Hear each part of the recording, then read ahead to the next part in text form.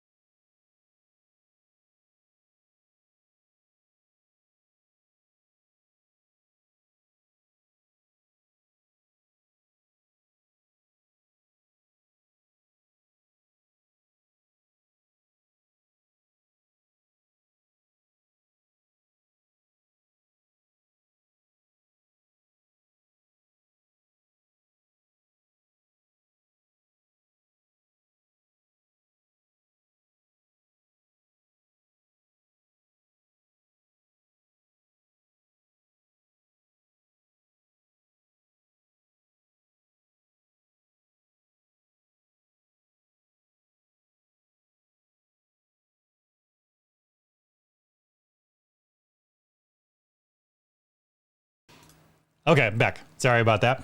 I must have lost Tim. It'll come back. All right. So anyways, what I was getting at with Tim was talking about incentives and how important that is for folks. So if we are incentivizing people towards a North Star, and it's not working for folks, then what do we do? What are we supposed to do in those organizations? I'm not exactly sure, but Tim's going to help us. He's coming back on the show. He's just texting me here. Always fun to do live things, isn't it? Yeah. Well, thanks for bearing with me. I appreciate it. Let's see. Let's get him back. Tim. Okay. And if you have anything in the comments that you want to add, have you worked for an organization that says their North Star is something different than what they promote on a daily basis or a weekly basis or quarterly basis?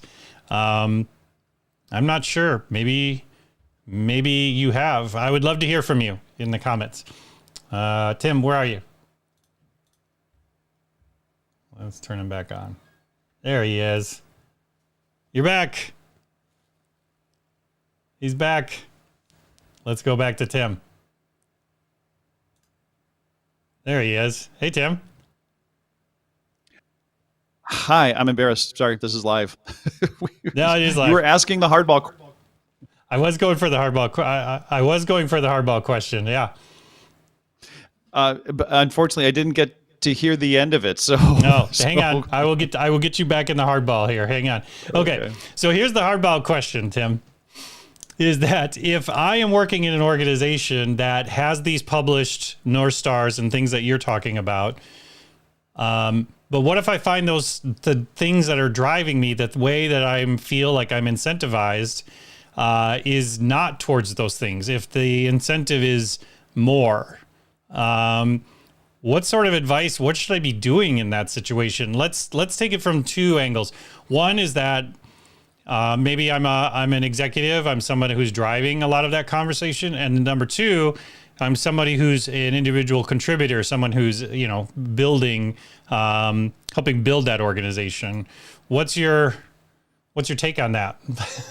That is a hardball question. I mean, it's tough because, like, without the sort of the specific context of how serious, how far are we off in our navigation from the North Star? Are we things like that? There's a lot of variability in that, and forgive me for sounding like a consultant when I say, well, it depends. But right. But the reality is that if you're an executive and you see, and you have a leadership role in a company, and you see that the company's culture is falling away from the North Star, I think it's important to step up to the plate and say, is this really our North Star? Do we really believe in this? And if we do, then let's get back on track. And if we don't, let's change what our North Star is. Okay, so you suggest maybe redefining that North Star, taking a harder look at it. Yeah, that's totally fine to reevaluate and to say, what do we value now? That's totally great. And as an individual contributor, it's again, it depends. It might be worth talking to your team. It's possible that you and your team could develop a North Star that you could adhere to. Mm-hmm. But if that's too far outside of what the company's current cultural norms are, that could be really difficult. Yep. 49% of all people in the United States are thinking about quitting. All workers in the United States. It's huge, right? And that number is 54% if you're in the 18 to 25 range. And so the idea of for leaders to not be in tune with what their North Stars are, and B, getting their employees to be aware of what the North Star is and what the leadership is doing to get to those North Stars. The communication is really important. I've actually just talked to two people yesterday who are leaving their organizations right now because they don't feel aligned. They said, I thought that my company was really about this, But it turns out that after a little more than a year of working with them, it turns out that they're not like that. And I don't want to be aligned with that. I don't want to be associated with that kind of company. So I'm gone. And people, this is going to be the next epidemic, if not pandemic. Yeah, a lot of people are talking about, there's a lot of doom and gloom that now that things are settling back, is that a lot of people, I mean, I've already heard from other leaders, a number of folks just up and quitting because of the work from home thing, just deciding, you know what, I can find another job. Like they feel secure or safe enough in their position or industry that they don't need a second gig even lined up to just exit, right? And I think, again, it goes back to, the famous saying, right? People don't quit jobs, they quit their managers, right? I do think people quit their jobs. But again, I think it goes it isn't because they're quitting the company. I think it goes to exactly what you're saying, Tim, is they're quitting that North Star. They're saying that's a false North Star, or I just don't believe in that North Star anymore, which is okay. People change, right? And that's okay. I say it all the time. People outgrow companies, and companies outgrow people. That's perfectly natural in the world. But I think that the trouble comes in, like I said, is when you're aiming towards a North Star that's false. That the daily activities, the things that are heading people off towards the North Star are not. They seem backwards in some organizations. And okay, so let's say, at the very least, inconsistent. Yes, inconsistent. Yeah. Yes, and so let's say Tim, you're working with one of those executives on that North Star. What are some of the questions that you like to ask in order to sort of make sure it's actually on solid foundation, or that it's a real thing? What are some of those questions that you would ask, or would you ask them to ask themselves? I think it's good to have a conversation about, especially with leaders in an organization, about about the North Star, and about what they believe in, and about what they believe their company believes in. And I'd start with what's their observation of the delta between what they perceive in execution and what they have written down as their North Star. And again, this could be a very explicit thing. This could be their mission and value statements within the company, but it could also be sort of an informal thing that the leaders talk about, and the way that they actually lead the organization. So there could be sort of an informal, unexpressed, an implicit, not an explicit North Star.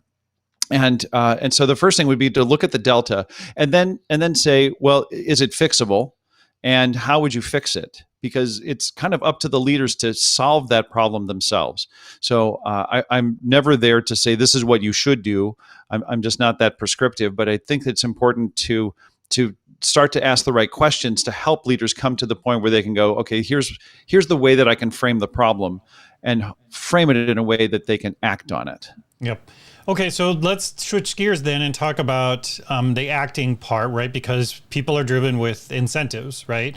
I've always said the worst morale killer in a business is not getting a paycheck. So yes, yeah, that will do it. Yep. Which is interesting why people are interested in the startup lifestyle. But well said. Yeah. Well, for me, it's I'm a bit risk prone. Attracted. I am not risk diverse. I'm more risk risk seeking. Risk seeking. Risk seeking. And so I get that. It's a fun, exciting sort of lifestyle. But back to my point. Yeah, in those incentives are what drives behavior, and so the incentives these days have changed because we've talked about work from home. That's also an incentive. When I get contacted by recruiters all the time, and one of their first questions now is, do we have work from home? And I think it's a lot because people are talking to recruiters and saying, I'm thinking about leaving my job, or I've left my job, and work from home is at now the top of my incentive list. Okay, so how as a business, which a business exists to make money, that's why they exist, now there's other impacts in the world and things that we can go on and on about, but the core of it is a business exists to make money. So how do we translate those incentives in a way that, I can make up any story. I can, if you want to enter the no spin zone, as they call it on some cable network I won't mention, but if you can spin anything towards that North Star, right? Like, well, yeah, the reason we work 70 hours a week is because we want to, plant more trees in the fall or something, Right. So how do you, Tim, work with people on this idea of incentives? How do you think about incentives? Well, thank you for asking that last part of it, Kirk, because let me first address that. I tend to think about incentives as having some structure and some specific purpose and intent, and then a specific reward that goes along with it. So work from home, I wouldn't frame as an incentive, but I would frame as a benefit. And a benefit is more of sort of the fabric of the culture of the company. This is how we do business. This is how we treat our employees in general. We have healthcare. We have space available for people to come to collaborate. Those are benefits of being part of the company. So right. So so is that okay? First, if I kind of differentiate. No, that's great. No, let's start with framing my crazy questions a little bit better.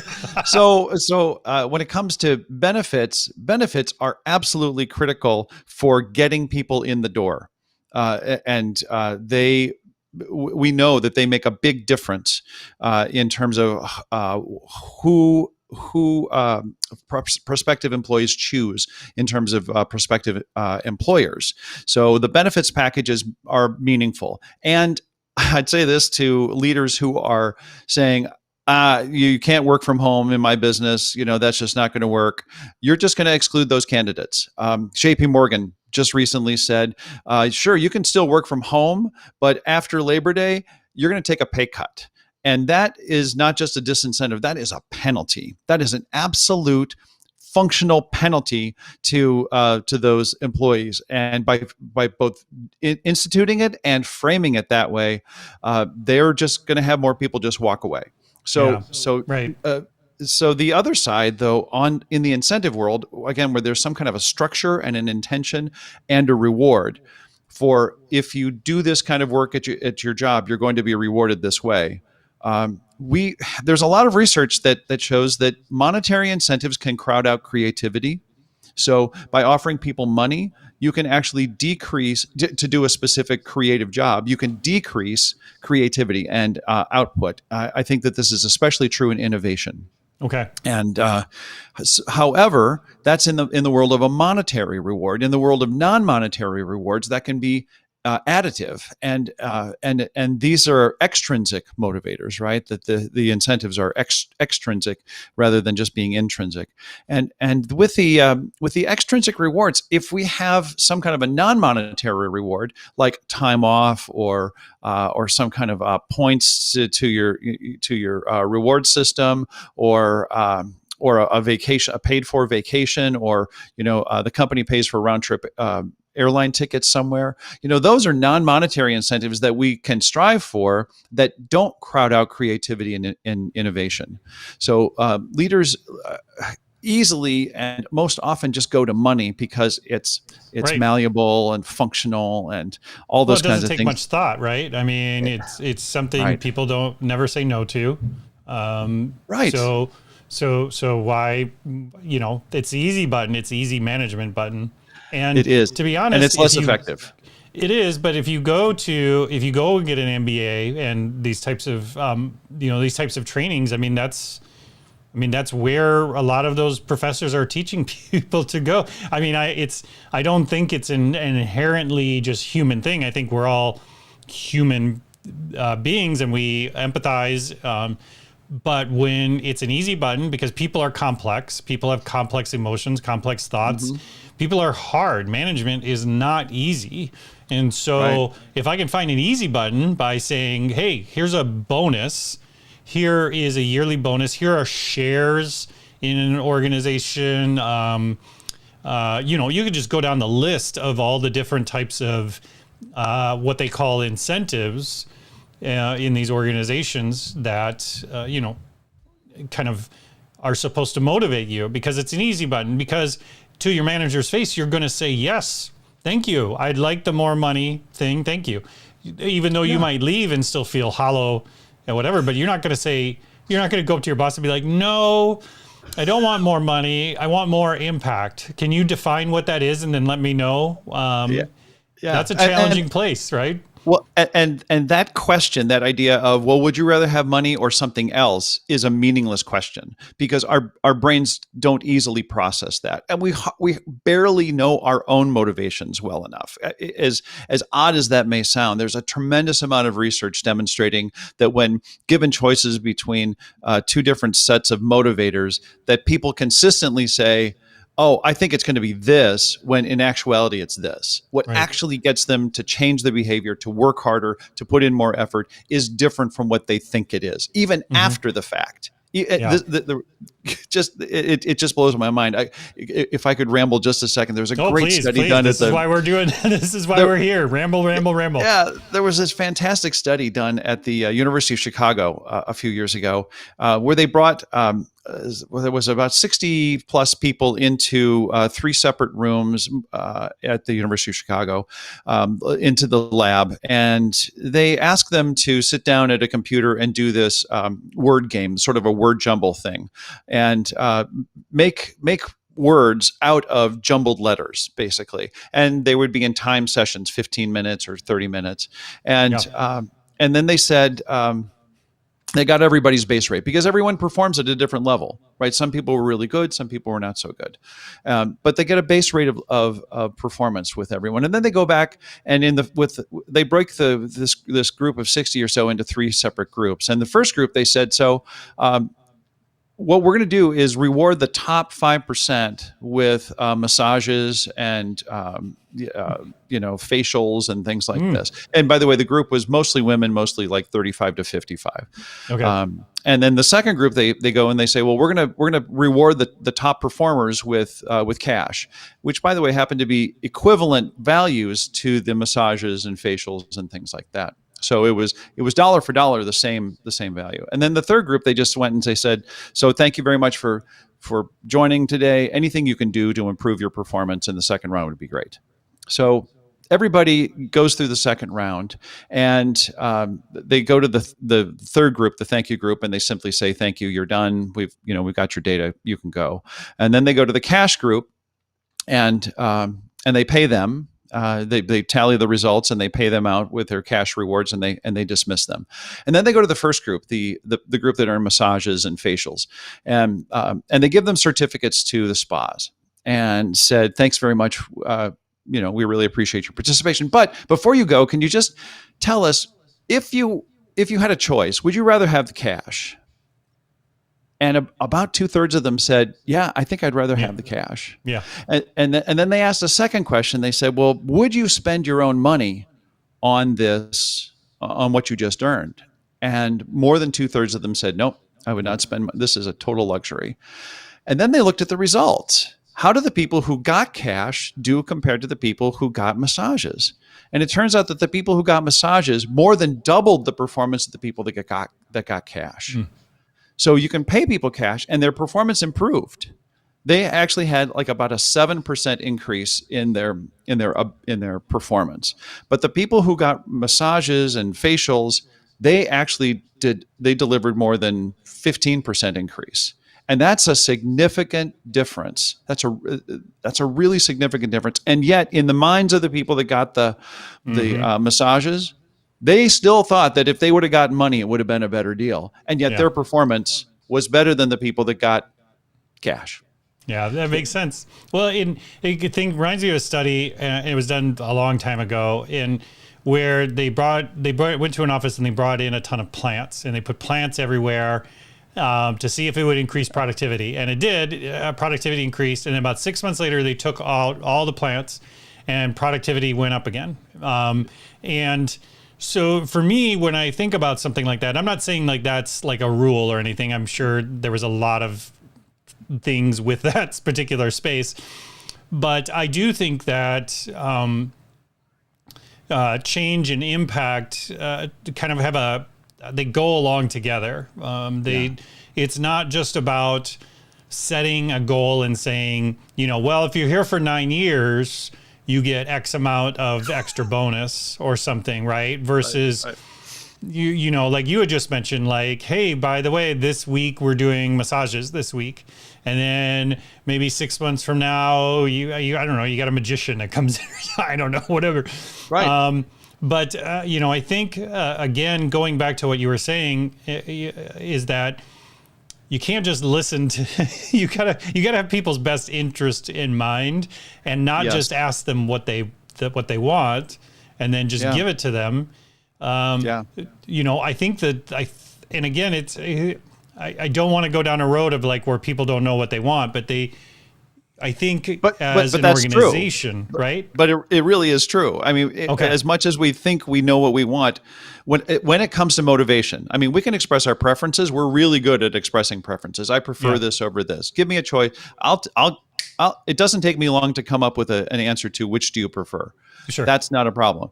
But when it comes to what will actually drive my internal motivation to work harder, that is something that it's more masked than we think it is. It's just more difficult for us to really get it than we think it is. And again, if it wasn't for the research, I wouldn't believe it myself. Because if you ask me, I know, I would tell you that I know what my motivations are.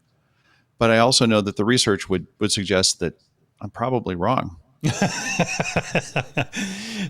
that's an interesting challenge, both for leadership and for that individual contributor, right? Because, I look at when people join large organizations, you are kind of signaling that I am giving up a certain level of responsibility for myself. I am looking for the organization to provide certain things, right? This is why, there's entrepreneurs and people that do the crazy startups, right? But then there's people that are a bit more risk adverse who are like, no, I want healthcare. I want benefits. I want lunch break. I want structure. I want these things. Those in itself are incentives, right? I mean, that structure is an incentive. It doesn't have to be, because I always, to your point earlier, when people say incentives, like a lot of people's mind goes straight to money, but it can just be as simple as a good structure, good processes, feeling like there's momentum. Yeah, progress, good habits and rituals, procedures, processes within your organization. Yeah. Those are all rewarding for us. Those activate our reward center. And to get back to your plants on and off, change is a really powerful tool to get us to pay attention to things. They call it the Hawthorne Effect. And the Hawthorne Effect is a really powerful and valid thing to do by changing things up. If you have a bonus, if you call it a bonus, and every year every employee gets $500, or I used to work at a company where every year every employee got a turkey, in the holiday season. It's not a bonus. It's really not a gift anymore. It becomes an expectation after a couple of years. Yep. And so you've lost the ability to make it special or interesting. And does that mean that you start something and take it away? Yeah, actually, that's what that means. And it also means being culturally relevant. I did some work with a large medical device company, and the VP of the Americas had just ran this incentive program for his salespeople, just in the U.S. And as a kicker, he thought at the very end, he had just gotten his motorcycle license, and he thought it'd be really cool to, in the last couple weeks of the contest, to announce that the winner was, in addition to all these wonderful prizes, they were going to get a Harley Davidson motorcycle. Oh my goodness! He thought that was just going to be fantastic. I'm sure he did. Yeah. And I happened to be in the room when the call was made to announce all the winners. He's got all the senior salespeople on a big call, and then he says, "So, Susan Jones, you are the winner." And she's like, "Oh, thank you so much." And then so I get her information because I'm going to have to coordinate getting her the Harley. And I talked to her, and I said, "So, where can we deliver this?" She said, "Well, my brother-in-law was killed on a Harley Davidson, oh my God. And I'm basically a soccer mom in Dallas, and like the idea of motorcycle just doesn't appeal to me. No. And yeah. So aside from being specifically irrelevant to her, it was culturally outside of that. Now, there's a large international shipping company that I worked with that also used a Harley Davidson for their factory employees as a reward for the senior leaders within the factory for keeping the factory safe. So this wasn't a more productivity, like work your butts off more. It was a keep everybody safe for a period of time. And then there was a drawing, and in that corporate culture, the Harley was perfect because there were already a lot of motorcycle riders, within that. So you've got to be culturally sensitive, and you can't not just throw stuff out because you think it's cool. Yeah, and of course that's where a good brainstorm starts. We throw out the things that we think are cool, but you need to have some kind of moderating effect to go. Someone to say, is that going to be culturally relevant? Is it possible that they're that really going to resonate with our group, with the people? Like you said, it might be a magician one week, and it might be the spa and the massage thing. Some people don't like massages. They just don't want to be touched. So but try it, and then try something different as well. I think to your point, I mean, having what I've always learned is that there are some culture warriors in every organization. And those are the people in leadership. When I've been in leadership roles, those are the people I really try to befriend in some way to build some trust with, because they can tell me what the pulse is a lot of times better than what some employees do, right? These are people that are self-organizing, right? They're having picnics and things without the company kind of regulating things, or they're doing happy hours or these sorts of things. And those are the people, there's always those people in an organization. And I love to hunt down and find those people, because those are the people that can tell me what's really working and what really isn't working. Because again, like, they're kind of little culture startups inside these organizations. And I loved what you'd said earlier about if you are at a place and you don't necessarily agree with the North Star, or more importantly, you don't understand it, creating your own team's North Star is great, right? And like you said, in some companies, it's not culturally going to work, but you don't have to wait for your company to define the North Star. If your team can self-organize and create a North Star, there's nothing wrong with that. I think that's super positive. I think that shows amazing leadership skills and accountability, and willing to take responsibility for those sorts of things. But yeah, I mean, I would also strongly look at starting your own business at some point, because those are skills. Those are skills that are in much need. and leaders especially need to start from the perspective of really understanding what is the North Star, what are the values that the company not just expresses, but also then what's the culture? How does the culture respond? A good friend of mine who's a consultant did a project where he was doing some consulting with some big company CEOs and C-suite leaders.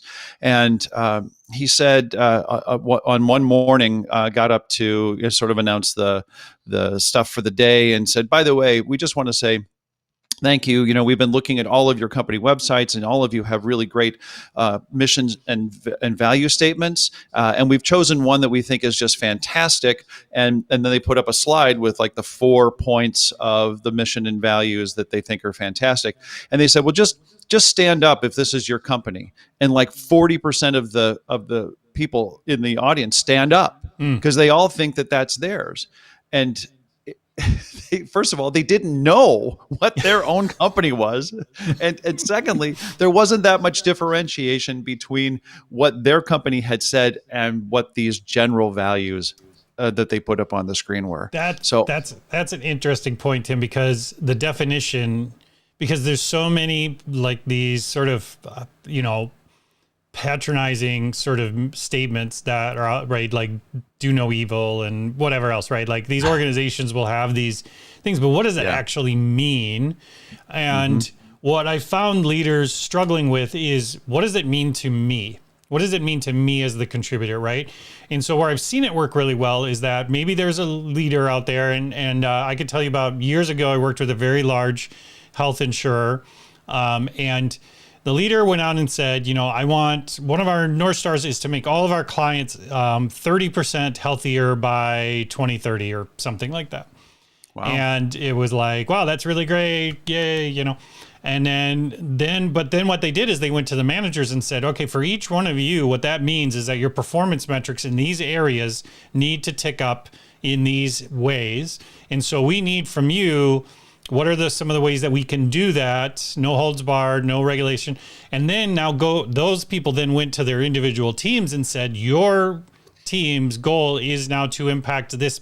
It was this, again, back to, my who I love to quote is the Bushes, trickle down economy sort of approach here. But it worked. It worked because there was this structure that was built into the organization that the CEO could come up with these larger goals, and then you can roll up and roll back down all the ways that was being impacted and the way that it was being addressed down to the macro, and that was fantastic. But what I see too often is that somebody says, like, we want to be the best place for doctors to practice medicine.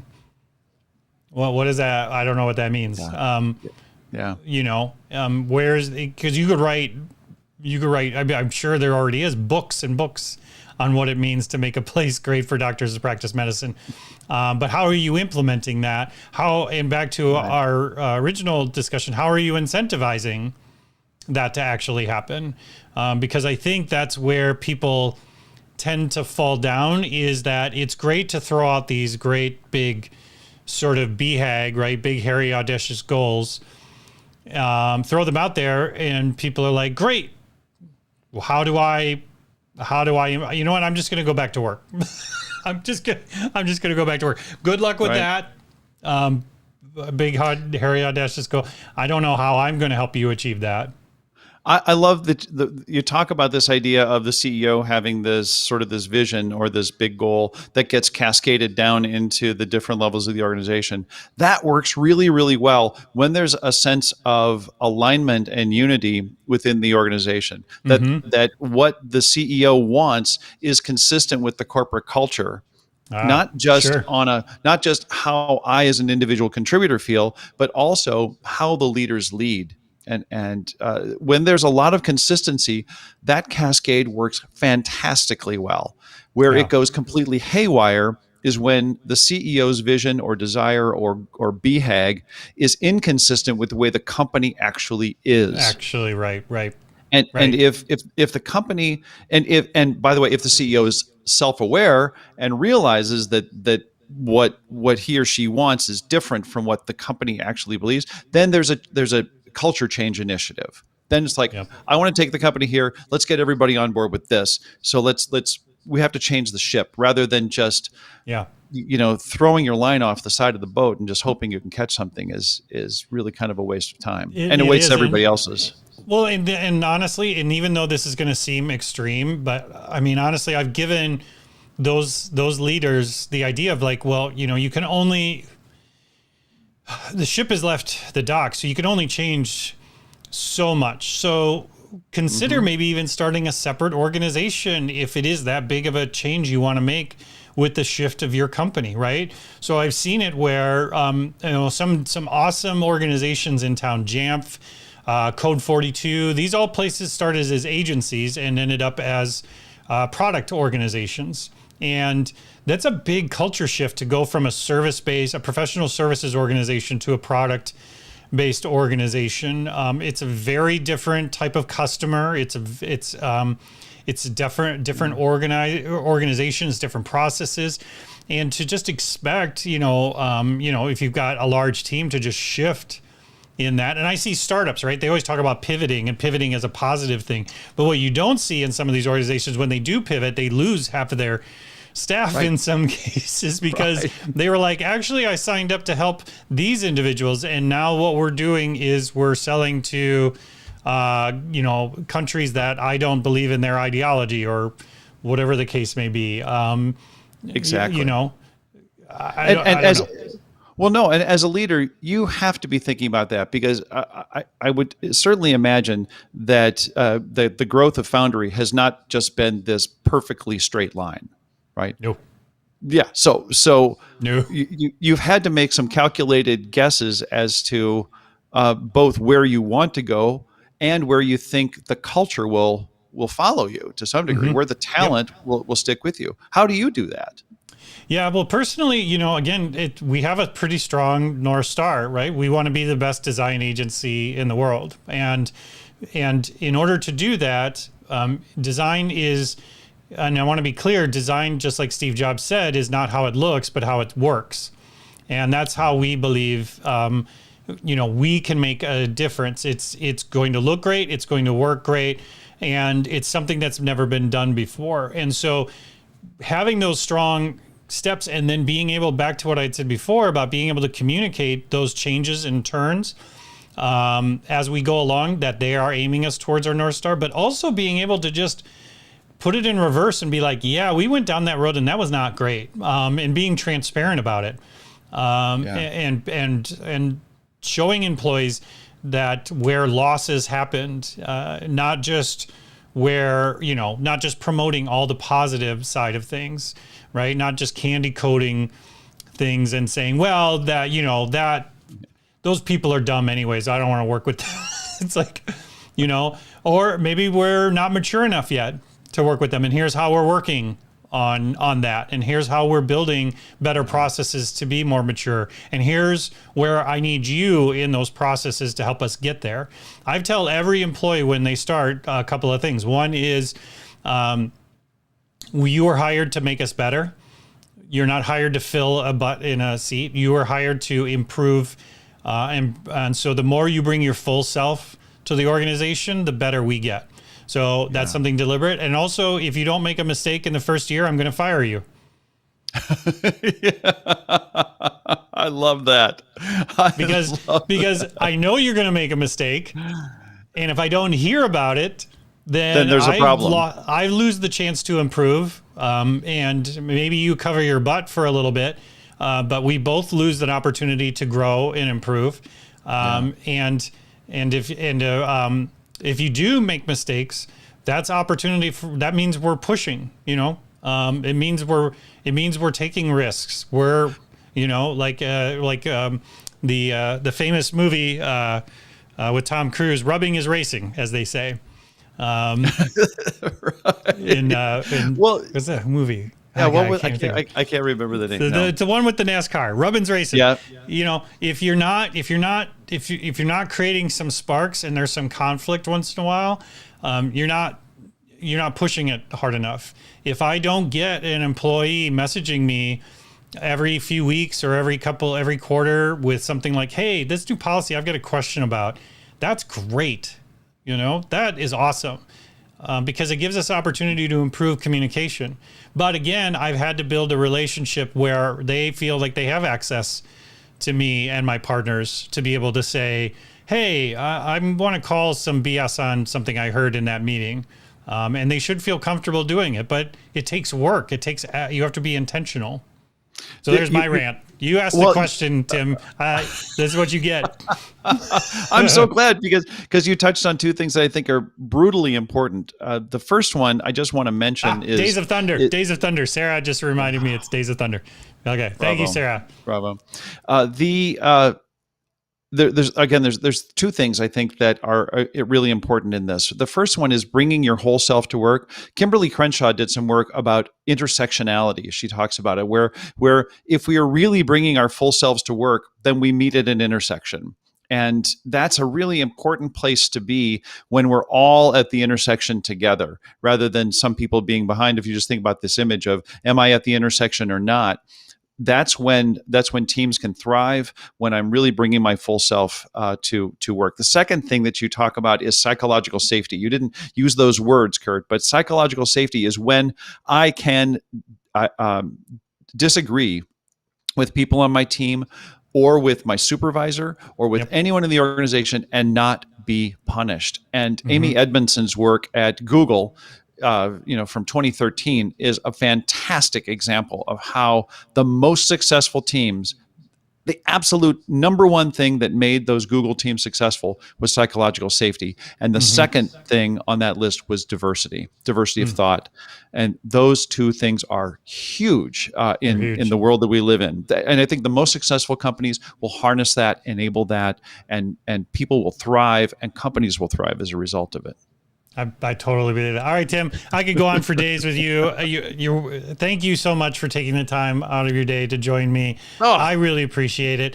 And again, you do an amazing podcast, and I'm telling everybody here, go and subscribe to Tim's podcast. Follow him on all the things. It's all in the description down there. And I can't tell you how much I appreciate your insights, Tim. We're just going to do this more often. That's what we're going to do. So if I want to follow you and I want to find more about your show, where should I? You can follow me on Twitter at T Houlihan. Of course, the LinkedIn place is a great place to connect. If you got questions, thoughts, start there.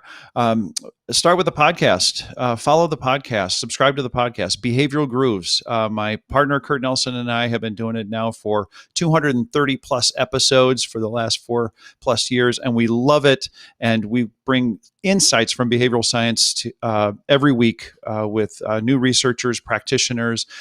From all over the world. So if you have a mind for curiosity, I really encourage you to check out Behavioral Grooves. Yes, I 100% cannot. It's one of my favorite shows. I enjoy it. And I appreciate you. It's not easy doing this, so I appreciate the work you put into it, Tim. And it's just fantastic.